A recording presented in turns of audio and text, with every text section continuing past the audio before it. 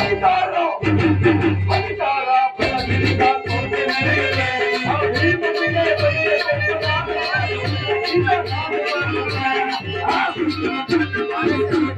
ಅಧಿಕಾರ ಅಧಿಕಾರ ಅಧಿಕಾರ ಬಲದಿಂದ ತೋರಿಸಿ ನಡೆಯುತ್ತೆ. ಈ ಮುಂದಿಗೆ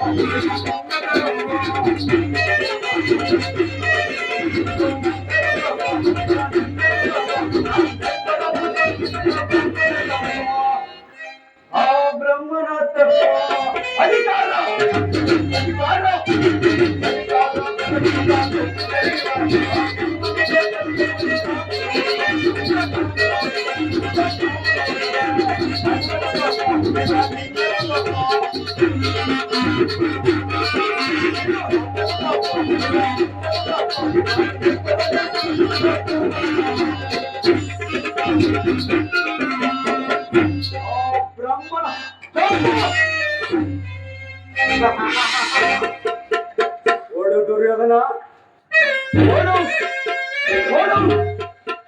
ಆ ವೈಸಂಪಾಯನ ಸರೋವರಕ್ಕೆ ಓಡುತ್ತಿರುವೆಯ? ಓಡು. ಅಲ್ಲಿಯೂ ಕೂಡ ನಿನಗೆ ಮರಣ ತಪ್ಪಿದ್ದಲ್ಲ. ಪಾಪಿಯಾದ ದುರ್ಯೋಧನನೇ, ನನ್ನ 100 ಜನ ಸಹೋದರನನ್ನು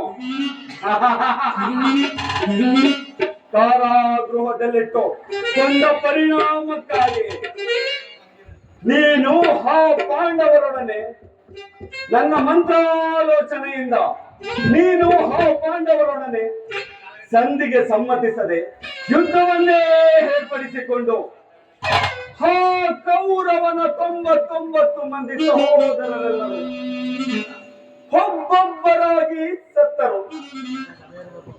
ಆ ಕೌರವನ ಕಣ್ಣುಗಳಲ್ಲಿ ಒಂದೇ ಒಂದು ತೊಟ್ಟು ಕಣ್ಣೀರು ಸಹ ಬರಲಿಲ್ಲವಲ್ಲ. ಅಲ್ಲದೆ ರಾಜ್ಯದಲ್ಲಿ ಅಶಾಂತಿ ಎಂಬ ವಿಷದ ಗಾಳಿಯನ್ನೇ ಹೆಪ್ಪಿಸಿ ಹಸ್ತಿನಾವತಿಯ ರಕ್ತ ಸಿಂಹಾಸನವನ್ನು ರಕ್ತದ ಕೋಡಿಯಲ್ಲೇ ಮುಳುಗಿಸಿ ತೇಲಿಸಿದೆ. ಅದಕ್ಕೂ ಆ ಕೌರವವನ್ನು ಹಿಂಜರಿಯಲಿಲ್ಲ.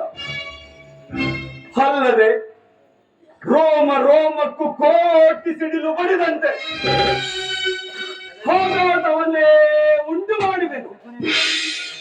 ಅದಕ್ಕೂ ಆ ಕೌರವನು ಹಿಂಜರಿಯಲಿಲ್ಲ. ಎಂತಹ ಅಭಿಮಾನಿಶಾಲಿ ಪುರುಷನಿರಬಹುದು.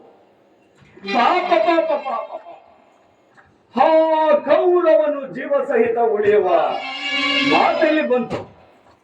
ಆದರೆ ಆದರೆ ಈ ದಿವಸ ಕುರುಕ್ಷೇತ್ರದ ಕೊನೆಯ ಯುದ್ಧವಾದ್ದರಿಂದ ನಾನೂ ಸಹ ಆ ಪಾಂಡವರೊಡನೆ ವೀರಾವೇಶದಿಂದ ಹೋರಾಡಿ ವೀರ ಸ್ವರ್ಗವನ್ನೇ ಸೇರುವೆನು.